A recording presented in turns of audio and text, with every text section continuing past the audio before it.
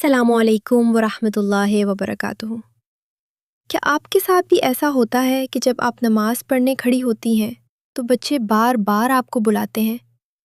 کبھی کپڑا پکڑ لیتے ہیں، کبھی رونے لگتے ہیں، کبھی آپ کو آواز دیتے ہیں، اور آپ کو لگتا ہے کہ میری نماز میں وہ خشوع و خضوع نہیں رہا۔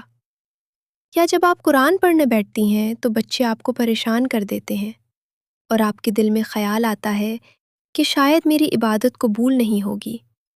اور خاص طور پر رمضان میں تو بہت سی ماؤں کے دل میں یہ خیال آتا ہے کہ ہم تو سارا وقت کچن میں لگے رہتے ہیں، افطار بنانا، سحری تیار کرنا، بچوں کو سنبھالنا، ہمیں تو قرآن پڑھنے کا بھی زیادہ وقت نہیں ملتا، ہماری عبادت کا کیا ہوگا؟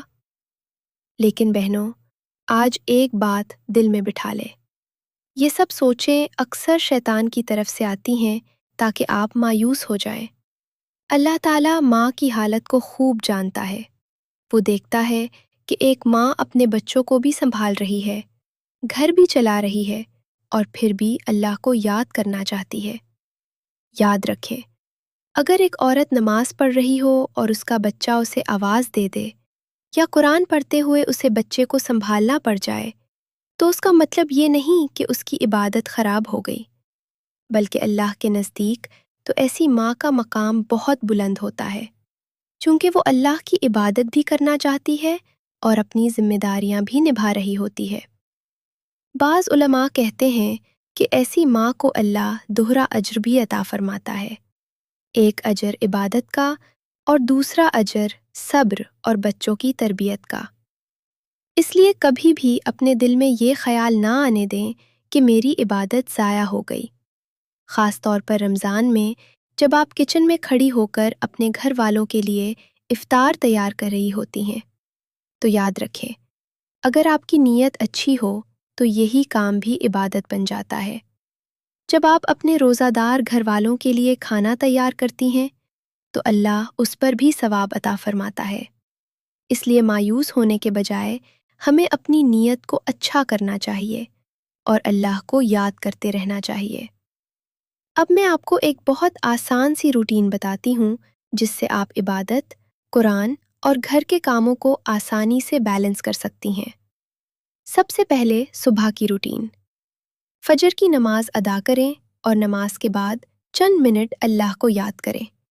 33 بار سبحان اللہ، 33 بار الحمدللہ اور 34 بار اللہ اکبر پڑھ لیں۔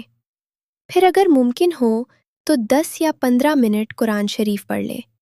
اگر وقت کم ہو تو آدھا صفحہ بھی پڑھ لیں، چونکہ تھوڑا سا قرآن بھی بہت برکت والا ہوتا ہے۔ اس کے بعد جب آپ گھر کے کام شروع کریں تو دل ہی دل میں اللہ کا ذکر کرتی رہیں۔ جب آپ کچن میں کام کر رہی ہوں تو استغفر اللہ پڑھ سکتی ہیں، سبحان اللہ و بحمدہ پڑھ سکتی ہیں، یا لا الہ الا اللہ پڑھ سکتی ہیں۔ اس طرح آپ کے کام بھی ہوتے رہیں گے اور ذکر بھی جاری رہے گا۔ پھر جب ظہر کا وقت ہو تو ظہر کی نماز ادا کریں اور نماز کے بعد چند لمحے استغفار کر لیں۔ دوپہر کے بعد عصر کی نماز پڑھیں اور اس کے بعد بچوں کے ساتھ کچھ وقت گزاریں۔ انہیں چھوٹی چھوٹی دعائیں اور اچھی باتیں سکھائیں، چونکہ بچوں کی اچھی تربیت بھی بہت بڑی عبادت ہے۔ پھر شام میں مغرب اور عشاء کی نماز ادا کریں۔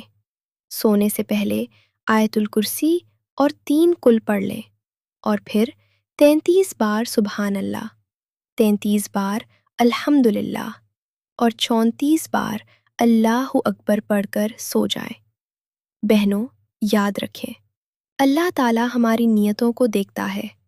ایک ماں جو اپنے بچوں کی خدمت بھی کر رہی ہو اور اللہ کی عبادت بھی کرنا چاہتی ہو، اللہ کے نزدیک اس کی محنت بہت قیمتی ہوتی ہے۔ اس لیے کبھی یہ نہ سوچیں کہ میری عبادت کم ہے یا ضائع ہو گئی۔ اللہ کے نزدیک آپ کا ہر صبر، ہر دعا اور ہر چھوٹی نیکی بہت بڑی ہو سکتی ہے۔ اللہ ہم سب کو عبادت کرنے کی توفیق دے اور ہمارے گھروں میں سکون اور برکت عطا فرمائے۔ آمین۔